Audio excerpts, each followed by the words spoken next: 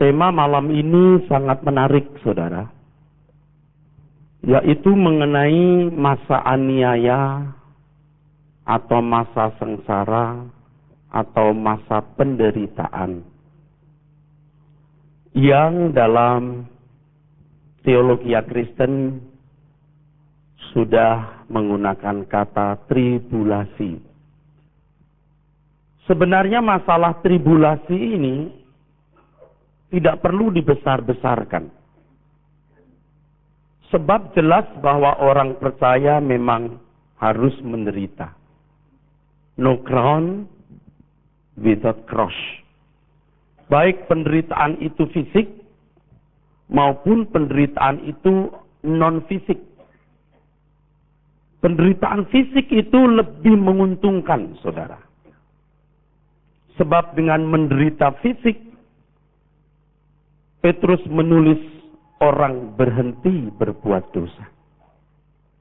Jadi justru pada masa aniaya fisik dijumpai orang-orang Kristen yang luar biasa. Situasi itu menciptakan atau membangun militansi dalam diri orang Kristen. Mungkin bagi yang masih hidup, memandang masa sengsara itu menyakitkan dan membahayakan, atau ketika masih hidup. Tetapi ketika sudah menutup mata dan memasuki lorong kekekalan, betapa beruntungnya orang yang hidup pada masa aniaya. Sebab pada masa aniaya, saudaraku, justru masa yang kondusif iman Kristen itu dibuktikan. Aniaya secara non-fisik, secara psikologi, bisa secara jiwani. Itu juga berat. Ini akan terjadi di hari-hari terakhir sebelum Tuhan datang. Sebab kejahatan bertambah-tambah. Seperti yang ditulis di dalam kitab suci. Ya, orang benar jiwanya akan teraniaya, tertekan. Jiwanya akan tersiksa melihat kejahatan manusia di sekitarnya. Justru yang membahayakan ketika tidak ada aniaya fisik, tidak ada aniaya jiwani, itu yang justru membahayakan iman Kristen. Bukan pada waktu Anda dihina atau diinjak orang, Anda punya iman rawan. Justru pada waktu Anda dihormati dan dipuji. Jadi sebenarnya masalah tribulasi ini tidak perlu dibesar-besarkan. Saya sempat berpikir, saudara, heran. Kenapa soal ini dibesar-besarkan, diributkan, didebatkan? Nah, berhubung banyak simpang siur mengenai masa aniaya ini, saudara, maka kita harus menemukan jawab atas masalah tersebut, yang tentu berdasarkan kitab suci, ya. Tidak boleh dipengaruhi oleh satu aliran teologi, ya. Dan kita harus mengeksplorasi Alkitab secara jujur dan analitis. Nah, saudaraku sekalian, kalau tadi saya meminjam kata tribulasi, sebenarnya ini aslinya dari bahasa Latin, tribulum, tribulatio, yang kemudian dalam bahasa Inggris kita menemukan tribulation. Lalu kita mengimport itu menjadi tribulasi. Nah, di mana letak kesimpang siurannya sampai kita harus mencari jawab, saudaraku, ya? Saudaraku sekalian, sejak kenaikan Tuhan Yesus ke surga, itu banyak kejadian yang luar biasa terjadi. Peta dunia mengalami perubahan begitu cepat. Nah, kalau kita melihat tribulasi, aniaya, kita jangan hanya lihat tribulasinya orang Kristen. Sebenarnya ada 3 tribulasi, kalau kita mau jujur. Yang pertama, tribulasi atau sengsara yang dialami orang Yahudi, umat pilihan Allah. Yang kedua, sengsara yang dialami orang Kristen.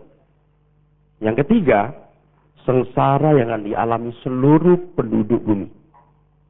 Nah, sekarang saya singgung saja aniaya bagi bangsa Yahudi dulu sebentar.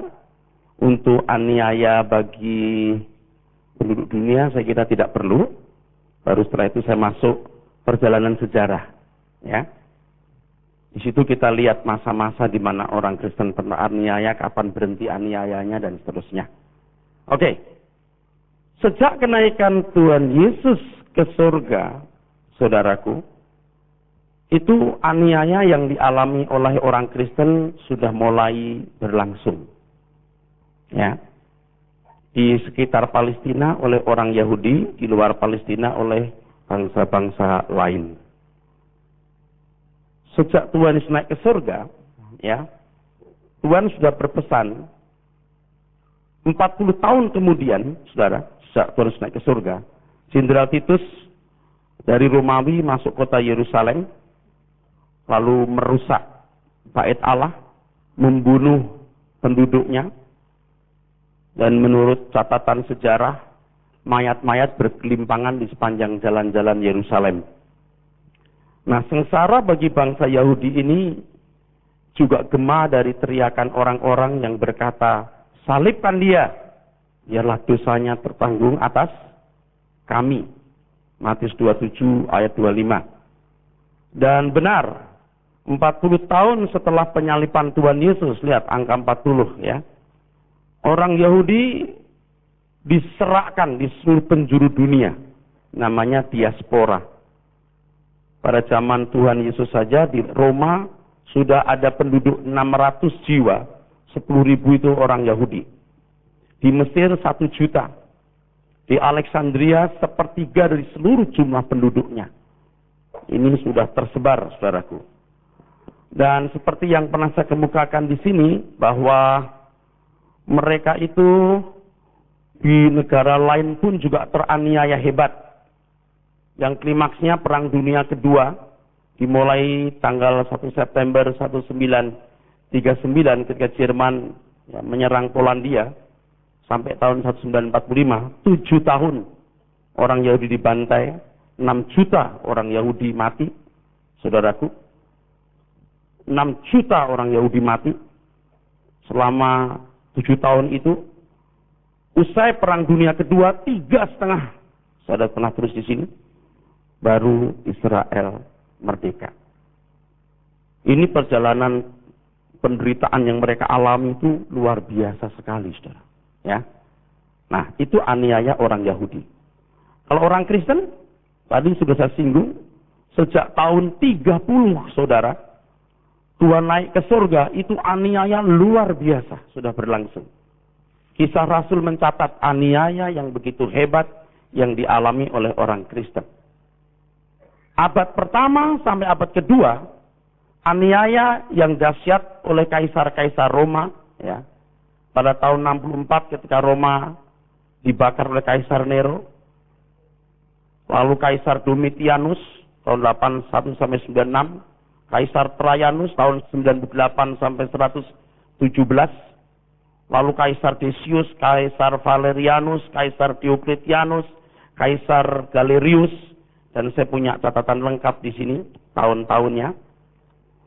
Sampai tahun 312 itu kekristenan mulai agak lega ketika Kaisar Konstantinus Agung, saudaraku, maju berperang dan melihat salib. Lalu ada suara atau tulisan, menanglah dengan tanda ini. Itu kekristenan mulai agak nyaman, tetapi belum nyaman sama sekali karena penduduk Roma belum welcome terhadap kekristenan. Baru tahun 380 Masehi, Kaisar Theodosius Agung meresmikan agama Kristen jadi agama negara dan memaksa semua penduduknya beragama Kristen. Nah, ini penting, saudara ya. Sampai di sini penting. Jadi ini angka penting. Dari tahun 30 Tuhan Yesus naik ke surga sampai 380 Masehi. Berapa tahun ini, saudara? 350. Pada tahun ini baju-baju rombeng penginjil menjadi diganti baju-baju kebesaran warna-warni. Ya, mereka menjadi orang-orang terhormat. Nah, kapan sebenarnya aniayanya orang Kristen itu? Coba. Kapan sebenarnya aniayanya orang Kristen ini? Kita harus belajar dari kitab Wahyu, saudara.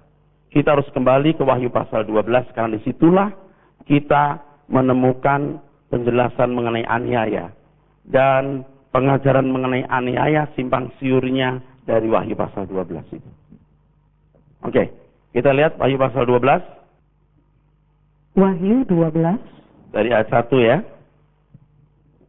Maka tampaklah suatu tanda besar di langit, seorang perempuan berselubungkan matahari dengan bulan di bawah kakinya dan sebuah mahkota dari 12 bintang di atas kepalanya.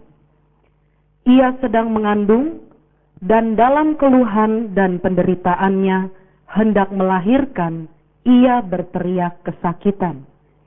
Maka tampaklah suatu tanda yang lain di langit, dan lihatlah seekor naga merah padam yang besar, berkepala 7 dan bertanduk 10, dan di atas kepalanya ada 7 mahkota. Dan ekornya menyeret sepertiga dari bintang-bintang di langit, dan melemparkannya ke atas bumi.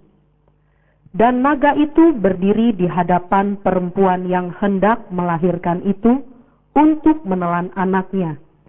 Segera sesudah perempuan itu melahirkannya, maka ia melahirkan seorang anak laki-laki yang akan menggembalakan semua bangsa dengan gada besi.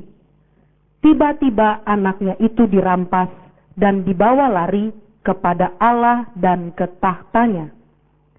Perempuan itu lari ke padang gurun, di mana telah disediakan suatu tempat baginya oleh Allah, supaya ia dipelihara di situ 1260 hari lamanya. Nih, dari ayat ini nih, ayat terakhir nih, baca. Ini sumber persoalan di sini nih, saudara. Ayat yang ke-6, perempuan itu lari ke padang gurun, di mana telah disediakan suatu tempat baginya oleh Allah, supaya ia dipelihara di situ 1260 hari lamanya. Atau 3,5 tahun. Ya. Sebenarnya kenapa jadi ribet, jadi resek bicara soal aniaya, itu berangkat dari ayat ini. Muncul berbagai penafsiran. Ya. Ada yang mengatakan bahwa orang Kristen tidak akan teraniaya sebelum aniaya sudah diangkat. Ada lagi yang 3,5 tahun aniaya diangkat selama 7 tahun aniaya. Di pertengahan 7 tahun itu, atau 3,5 tahun diangkat. Nah saudara, saya tidak mau ribut itu. Karena yang saya pahami, dan tentu kita akan terus pelajari dengan argumentasi yang logis dan jujur. Padang gurun tidak pernah berbicara mengenai tempat nyaman. Tidak pernah. Padang gurun tidak pernah berbicara mengenai tempat nyaman. Padang gurun selalu bicara mengenai tempat gersang, tempat kering, tempat, kalau bangsa Israel itu, pendewasaan. Jadi jangan berpikir bahwa orang Kristen itu tidak mengalami aniaya, maksudnya karena ayat ini diangkat, disimpan 3,5 tahun nanti pada zaman antikris. Nanti pada zaman antikris, sebelum datang antikris, orang Kristen akan diangkat lebih dulu. Itu absolutely wrong. Itu salah. Itu salah sekali, saudara. Padang gurun tidak pernah berbicara mengenai tempat nyaman. Ini pasti tempat nggak nyaman. Dan kalau saudara mempersoalkan lagi, siapa sih perempuan itu? Saudara, terpaksa mesti ngomong dulu di sini ya. Ada yang bilang itu gereja.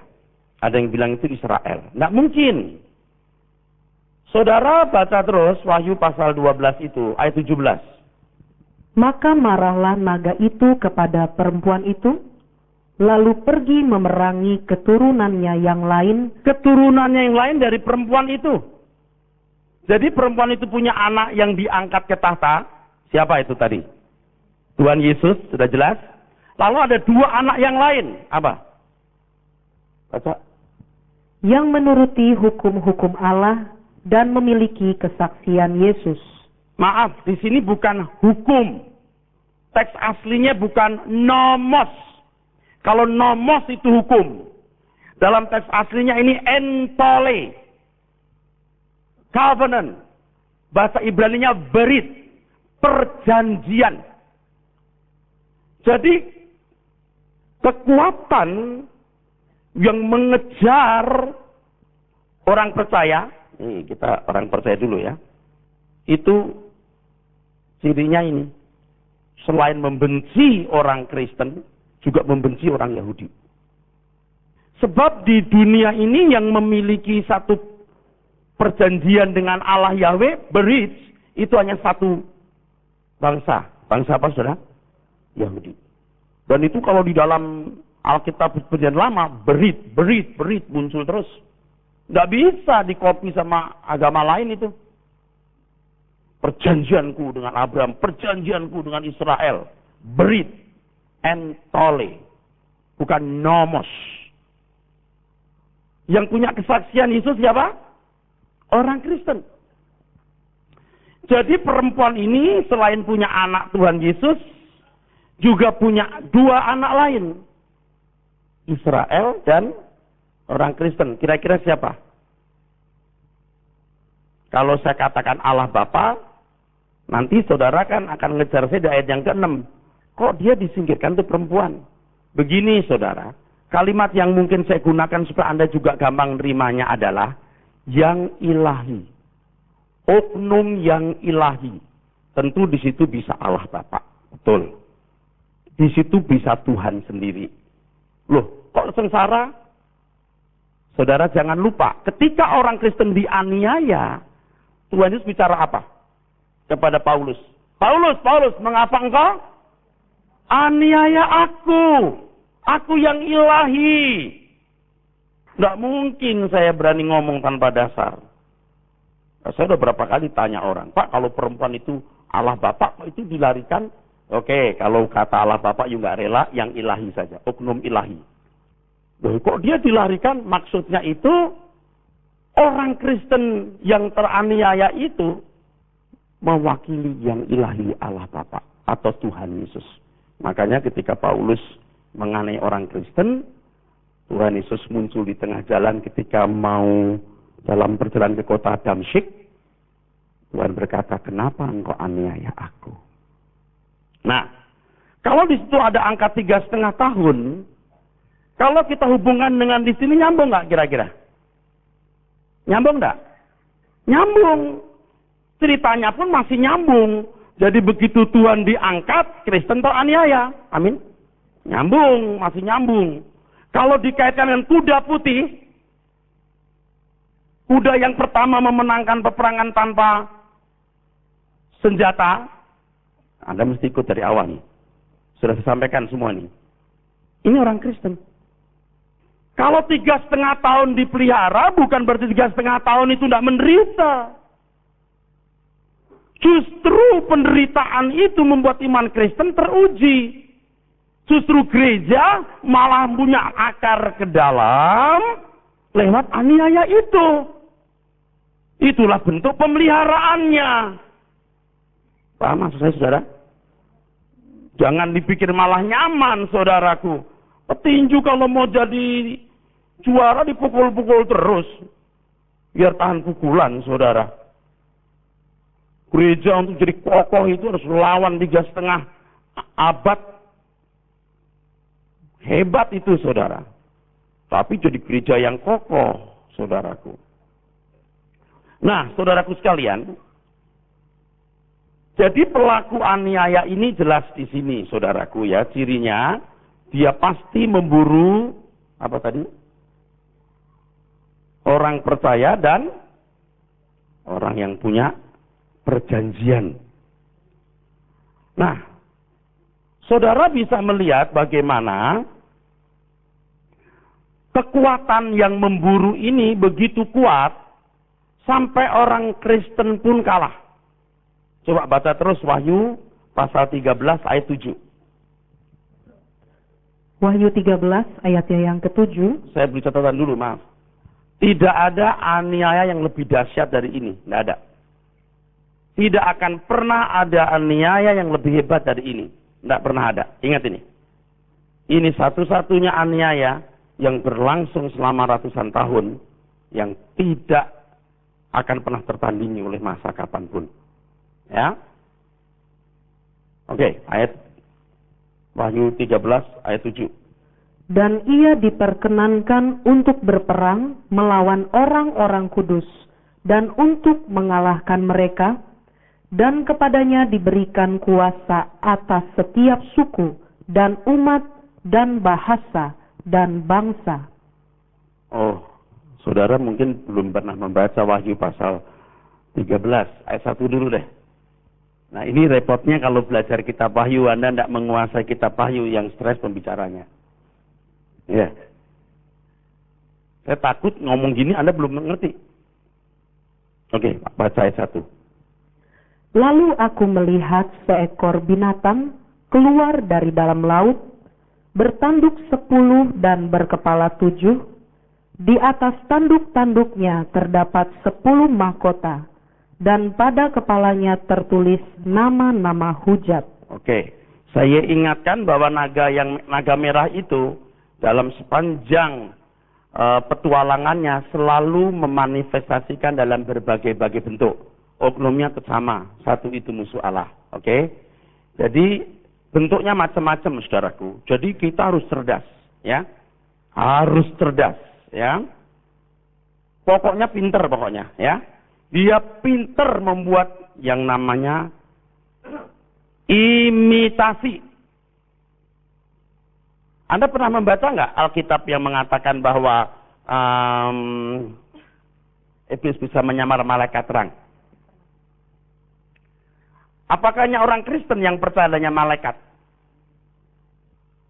Jadi kalau kita ya mendengar orang berbicara ada malaikat apa gitu. Oh, ini malaikat Allah, nanti dulu. Sebab kunyuk satu itu cerdas. Jadi ekspresinya itu bisa bermacam-macam gitu. Ya. Terus binatang yang kulihat itu serupa dengan macan tutul, dan kakinya seperti kaki beruang, dan mulutnya seperti mulut singa.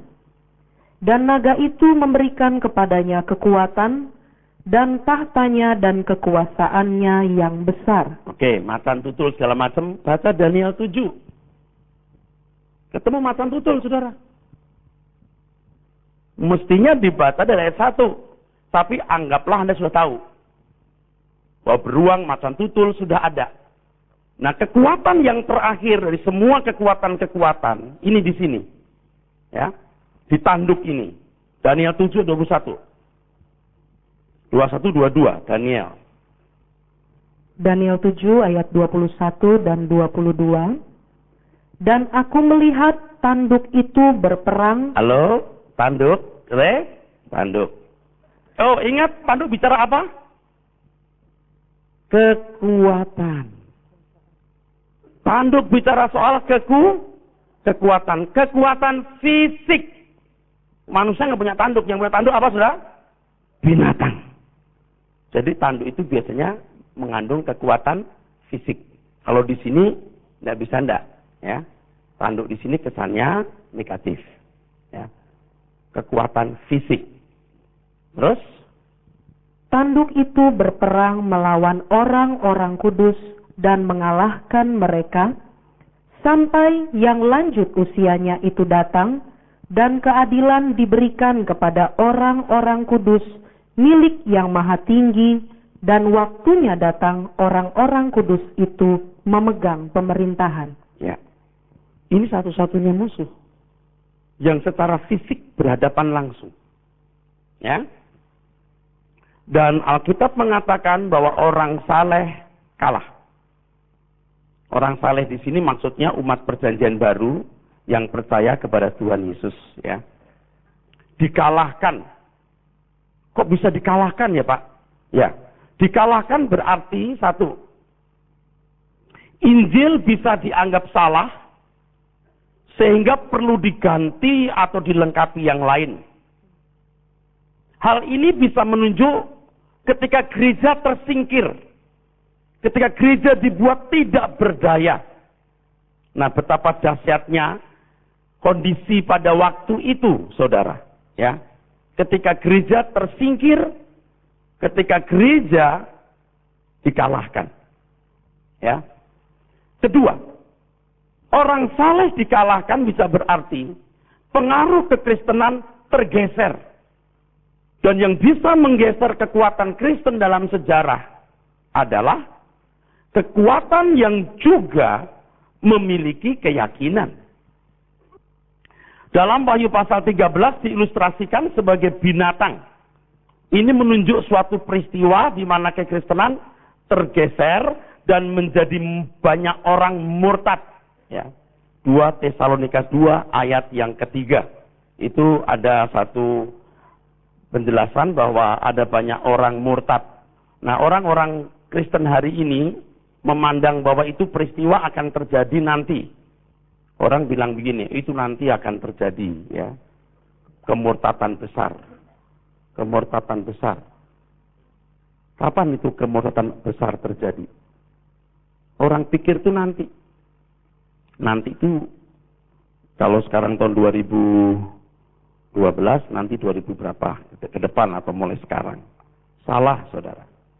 Tadi saya sudah mengatakan tahun 380 itu seluruh wilayah Roma menjadi Kristen. Sampai Gibraltar, India, Turki, Mesir, Alexandria, Ethiopia, semua dikristenkan. Saya mau nanya sama saudara, habis nggak hari ini? Pernah nggak dalam sejarah ada kejadian begini? Belum pernah. Orang sering melihat Alkitab itu dengan mata yang tidak tajam, tidak jeli. Alkitab mengatakan antikris belum datang. Antikris belum datang. Kapan? Sekarang ini kata Alkitab belum datang. Kata Alkitab yang mana? Yang mana? Tesalonika ketika ditulis, itu bukan tahun 2012, itu ditulis tahun 60-70. Kalau abad 1 belum, waktu ditulis abad 1, saudara. Ini belum datang loh antikris, gitu. Tapi abad kedua? Bisa nggak? Bisa nggak, saudara? Abad ketiga? Bisa nggak abad ketiga? Abad kelima? Abad ke-6? Apalagi 6. Udah ada 6 ini harus diwaspadai, ya kan? Mendekati abad kelima, Roma mengalami kemerosotan yang luar biasa, yang kemudian terpecah menjadi 2. Ya, ketika agama Kristen sebenarnya sudah menjadi agama negara, saudara. Dan abad ke-6 itu, saudaraku sekalian, banyak perubahan-perubahan yang terjadi di dunia, ya. Muncul gerakan-gerakan agama dan lain sebagainya, sehingga wilayah kekaisaran Romawi yang beragama Kristen berubah masuk agama lain, ya, sampai masuk Spanyol, sampai wilayah India. Habis. Bahkan di Asia habis. Sisanya cuma di Eropa. Di Eropa pun, saudaraku, ada yang tidak sepenuhnya kembali kepada iman Kristen. Nah, hari ini kita dapat melihat kenyataan sebagian besar wilayah Afrika, Irak, Iran, Syria, sebagian besar wilayah Timur Tengah selama berabad-abad sampai hari ini tidak pernah jadi wilayah Kristen lagi. Tidak terbayangkan betapa dahsyatnya kemurtadan pada waktu itu. Jadi kita tidak heran kalau Yohanes mengatakan bahwa mereka tidak sungguh-sungguh bersama-sama dengan kita. Sebab ketika masuk Kristen juga dipaksa. Pindah agamanya pun juga gampang. Tidak punya akar. 1 Yohanes pasal 2. Saudara kalau nggak cerdas nggak ngerti saya ngomong apa ini. Saudara ikuti masih bisa. Ayat 18. 1 Yohanes 2 ayat yang ke-18. Anak-anakku, waktu ini adalah waktu yang terakhir, dan seperti yang telah kamu dengar, seorang antikristus akan datang. Dia nggak bicara banyak loh, satu dulu. Seorang antikristus dalam bahasa aslinya antikristos gitu. Terus? Sekarang telah bangkit banyak antikristus. Dan juga hoi antikristoi. Ada antikristos tunggal, ada antikristoi banyak. Orang bilang itu Nero, enggak. Kalau sejajar dengan Nero tidak akan disebut antikristos. Karena Nero sejajar dengan Trajanus, Diocletianus, Decius. Yohanes sudah bilang begini, bahwa ada antikristos,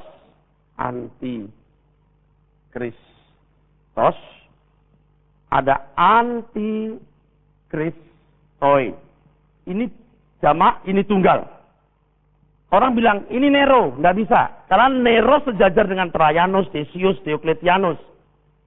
Ini pasti lebih hebat dari Nero. Nah, kalau antikristoi, banyak. Termasuk Hitler barangkali, saudara. Ya, barangkali termasuk Hitler di sini, saudara. Aniaya yang hebat itu, saudara, itulah masa-masanya. Ya, terus baca. Itulah tandanya bahwa waktu ini benar-benar adalah waktu yang terakhir.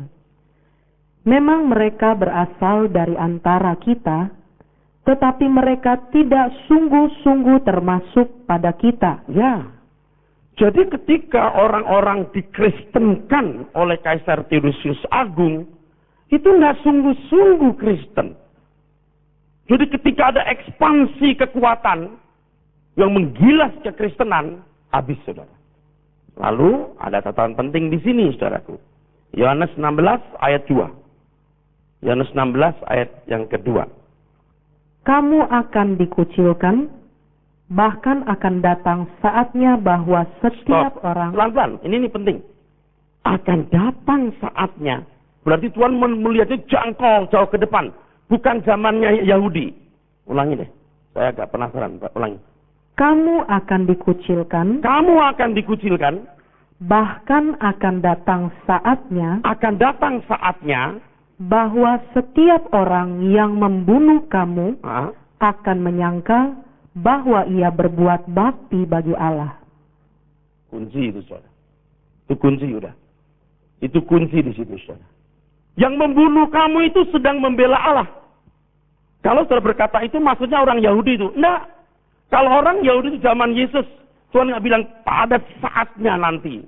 Pasti saat ini sudah. Karena orang Yahudi sudah menganiaya Tuhan Yesus dan menganiaya orang Kristen pada waktu itu. Nggak boleh sebut nanti saatnya, enggak. Jadi kalau begini, saudaraku ya. Kalau begini, saudara. Ini orang Kristen. Paksa nyembah patung. Nggak gampang. Harus nyembah Allah. Ya kan? Oke deh, Allah aja. Tapi nggak pakai Yesus ya. Ya nggak apa-apa dah. Masih ada rujukan. Gampang murtad, saudara. Anda lihat saya aneh atau saya lihat saudara aneh? Baca lagi itu ayat. Kamu akan dikucilkan. Ya. Bahkan akan datang saatnya bahwa setiap orang yang membunuh kamu akan menyangka bahwa ia terus berbuat bakti kepada Allah. Membunuh. Gila nih. Kalau sampai dilegalisir, membunuh itu membela Allah, bayangkan saudara. Betapa sengsaranya orang Kristen. Saya potong sedikit boleh? Jangan nunggu antikris. Salah you nunggu. Waspadailah materialisme. Itu lebih bahaya. Jadi saudara, masa-masa itu masa-masa yang sangat sulit. Sangat sukar. Percayalah, saya mempelajarinya dengan sangat teliti.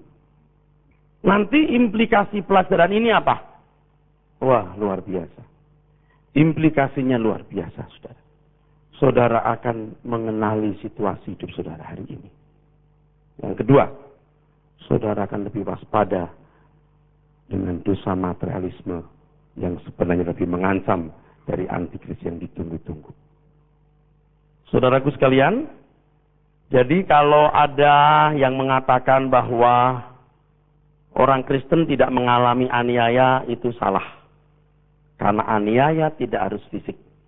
Aniaya bisa aniaya fisik, tapi juga bisa aniaya jiwa. Oke? Nah, sekarang baru Anda boleh melihat sedikit kan, bahwa kenapa sih diributin soal aniaya, betul? Apanya sih yang diributin? Kok ribet gitu, resek banget soal masa aniaya gitu. Padahal itu bukan hal yang perlu dipersoalkan. Ada aniaya malah kesempatan orang menunjukkan kesetiaannya. Nggak ada aniaya malah berbahaya. Kalau nggak ada aniaya fisik, pasti ada aniaya secara jiwani. Kalau sudah membaca Wahyu pasal 7 ayat 14 misalnya, untuk menunjukkan satu hal yang penting untuk kita lihat. Wahyu 7 ayat yang ke-14, maka kataku kepadanya, Tuanku, Tuan mengetahuinya. Lalu ia berkata kepadaku, mereka ini adalah orang-orang yang keluar dari kesusahan yang besar, dan mereka telah mencuci jubah mereka, dan membuatnya putih di dalam darah anak domba. Oke. Salah satu tua-tua di surga menerangkan kepada Yohanes bahwa mereka yang berjubah putih itu, mereka yang keluar dari aniaya besar. Ektes tlipeos. Artinya keluar melalui. Keluar melalui. Ini kalau begini, keluar melalui begini saudara, masuk. Sudah keluar, masuk, keluar lagi. Oke. Jadi kalau teori pengangkatan sebelum aniaya bahwa orang percaya yang sungguh-sungguh tidak turut menderita aniaya dari pihak antikris, sementara yang tidak sungguh-sungguh ditinggal, itu teori yang absolutely wrong. Jadi kalau ada teori bahwa sebelum aniaya nanti kita diangkat, enggak. Udah nggak ada aniaya begitu. Iblis sudah pinter. Kalau bikin aniaya malah orang cari Tuhan, ngapain? Memang goblok ya iblis. Bikin nyaman. Bikin mencintai dunia. Cukup membuat orang binasa. Jadi Anda tanya saya, Pak, jadi antikris ya ditunggu lagi? Nggak usah. Jangan melihat antikris hanya secara futuris. Harus melihat secara historis. Begitu banyak hal yang terjadi di masa lalu yang sudah digenapi dalam firman Tuhan. Kalau ke depannya nanti saudara, yang membahayakan bukan antikris, tetapi materialisme. Nah, saya juga pernah menyinggung saudaraku sekalian, kalau orang yang tidak sungguh-sungguh, tidak diangkat, ditinggal, dan dia harus menebus keselamatannya dengan darahnya sendiri, gila bener. Nggak tahu teori apa itu. Jadi yang sungguh-sungguh diangkat, yang nggak sungguh-sungguh ditinggal, akan dianiaya antikris nanti. Terus dia kalau mau selamat dia menebus dengan darahnya, dengan pengorbanannya. Ya saudara, nggak ada aniaya saja sudah tidak setia, apalagi kalau ada aniaya. Hujan gerimis saja lu kagak ke gereja kayak kambing, apalagi hujan batu. Gimana dia bisa ke gereja? Lagi pula saudara, kalau sampai orang mau sungguh-sungguh supaya tidak mengalami aniaya, dia ngatur Tuhan atau Tuhan ngatur dia? Nah, kalau nanti ada waktu kita pelajari lagi bahwa yang mengalami aniaya, yang ditangkap dan dibunuh, ditetapkan, ditentukan. Ada yang ditentukan untuk dibunuh, ada yang ditentukan untuk ditawan. Ada yang nggak ditentukan untuk dibunuh, ditawan. Kalau saudara hidup di Amerika abad 18, 19, ada nggak aniaya? Dari lahir sampai mati? Enggak. Bahkan sejak orang Protestan, orang Puritan pindah ke Amerika, enggak pernah tersentuh oleh kekuatan ini. Ya. Enggak pernah tersentuh. Boleh nggak lihat di Wahyu pasal 12 tadi? Wahyu pasal 12 tadi, ini intermezzo ya saudara, tapi nanti direnungkan aja di rumah. Itu kan, dan ketika ayat 13 ya, 13 dibaca. Wahyu 12, ayat yang ke-13. Dan ketika naga itu sadar bahwa ia telah dilemparkan di atas bumi, ia memburu perempuan yang melahirkan anak laki-laki itu. Kepada perempuan itu diberikan kedua sayap dari burung nasar yang besar, supaya ia terbang ke tempatnya di padang gurun, di mana ia dipelihara jauh dari tempat ular itu selama 1 masa dan 2 masa dan setengah masa. Jadi ada kelompok yang tidak pernah tersentuh, ya. Ada kelompok yang tidak pernah tersentuh oleh kekuatan itu, ya. Karena jauh tempatnya. Dan antikris belum bisa bikin kapal selam, ya. Belum bisa bikin kapal besar, nggak bisa menyentuh. Oke, nanti di bawahnya soal air-air ada, gitu ya. Harus diingat bahwa tidak ada murid yang lebih besar dari gurunya, dan tidak ada hamba yang lebih besar dari tuannya. Kalau Tuhan Yesus yang adalah guru dan Tuhan kita menderita, maka setiap kita harus mempersenjatai diri dengan satu keyakinan bahwa kita pun harus siap menderita. Jangan mengajarkan ajaran yang salah, seakan-akan kita bisa terhindar dari penderitaan. Kalau bukan penderitaan fisik, pasti penderitaan jiwani. Mesti, tidak bisa tidak. Roma 8 ayat 17, tidak ada orang yang dimuliakan bersama dengan Tuhan Yesus yang tidak menderita, saudaraku. Oleh sebab itu, hendaknya kita tidak berharap bahwa kita lolos dari aniaya atau penderitaan. Kita pasti mengalaminya. Jangan jadi pengecut dan rentan. Janji para pengkhotbah dewasa ini bahwa orang percaya tidak akan dianiaya, tetapi mengalami pengangkatan untuk terhindar dari aniaya, menciptakan orang percaya yang kerdil dan tidak teguh. Nah, kembali kepada penyingkiran perempuan yang dikisahkan tadi, saudaraku sekalian. Wahyu pasal 12 ayat 6 tadi. Tidak boleh gegabah kita artikan sebagai gereja Tuhan yang disingkirkan selama 3,5 tahun luput dari aniaya. Tolong dicatat hal ini. Kita jangan gopoh-gopoh mengatakan bahwa orang Kristen akan bebas dari aniaya. Persoalan lain yang harus diperkarakan adalah bagaimana dengan orang yang tidak diangkat. Seandainya ada pengangkatan, saudaraku, itu nanti jadi teorinya macam-macam, saudara. Ya. Ini kalau yang di bumi ada yang diangkat, bagaimana dengan nasib orang ini? Tadi saya singgung sedikit, sudah. Tebus dengan darahnya. Tidak pernah dalam Alkitab mengajarkan kita bisa menebus dengan darah sendiri. Tidak pernah ada. Teori siapa itu? Tidak ada. Bahwa setiap orang harus setia kepada Tuhan dari menit ke menit, dari waktu ke waktu, dan selalu berjaga-jaga. Tidak bisa begini loh. Tidak apa-apa lah gue nggak diangkat.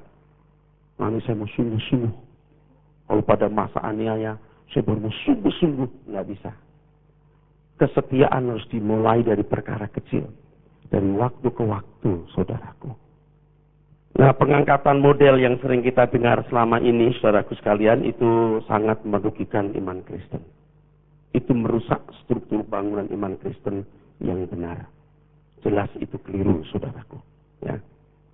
Kalau kita percaya bahwa akhir dari perjalanan sejarah adalah aniaya, mengapa Tuhan Yesus sendiri ya berkata bahwa pada akhir zaman orang makan, minum, kawin, dikawinkan. Justru tidak ada aniaya di situ.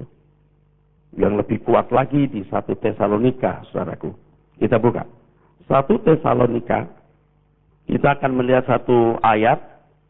1 Tesalonika pasal 5, saudaraku.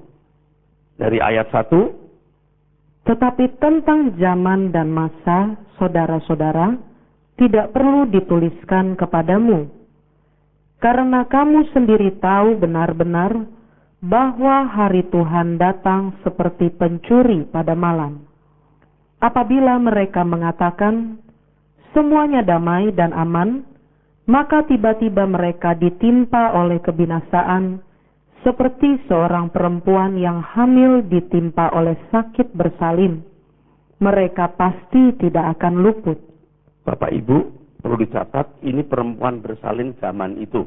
Bukan perempuan hamil zaman sekarang yang jam tanggal harinya kapan melahirkan bisa diatur. Paham ya? Jadi anytime jebret bisa lahir di mana saja. Ya. Nah, apabila mereka mengatakan semua damai, aman, tiba-tiba. Kalau di Lukas pasal 17, orang makan, minum, kawin, dikawinkan, jebret Tuhan datang. Jadi nggak ada suasana aniaya itu, nggak ada, saudaraku. Nah, ini merubah mindset yang udah terlanjur terpaku atau tertanam dalam pikiran saudara ini kan sulit. Saya pikir sebagian besar saudara masih yakin Antikris belum datang.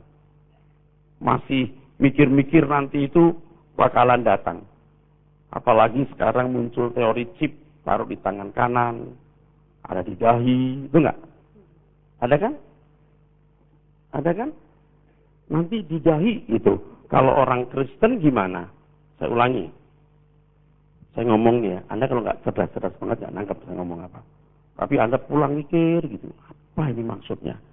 Tapi yang pinter ngerti. Halo, amin? Kalau Antikris ada tangannya di dahi, betul nggak? Oke. Kalau orang Kristen ada nama Bapa dan Anak, betul kan? Di Alkitab, ya saya anggap Anda udah baca Wahyu nih. Pasti ini bukan bicara soal perdagangan loh. Sebab kalau kita bicara soal Allah Bapa, Yesus bicara soal apa? Penyembahan. Nanggep? Tanda di dahi. Pasti ini bicara soal ibadah. Ya kan? Pasti bicara soal sujud, soal ibadah. Ya kan? Ya kan? Itu maksudnya. Alkitab itu cerdas sekali loh. Yang saya kasih tahu itu ya, yang saya kasih tahu Anda hari ini gejalanya, itu baru kecil. Sedikit. Saya hanya memberikan sedikit. Saya bilang sedikit. Karena sedikit jadi saya stres. Hati-hati jangan sampai salah melangkah. Saya harus lebih cerdas dari saudara. Tapi Roh Kudus akan memberi hikmat kepada saudara. Amin. Alkitab itu cerdas sekali saudara. Ya, cerdas sekali. Jadi intinya ya hari ini ya, Anda tidak usah nunggu Antikris. Betul? You mewaspadai kekuatan Antikris. Lalu materialisme yang membahayakan. Amin.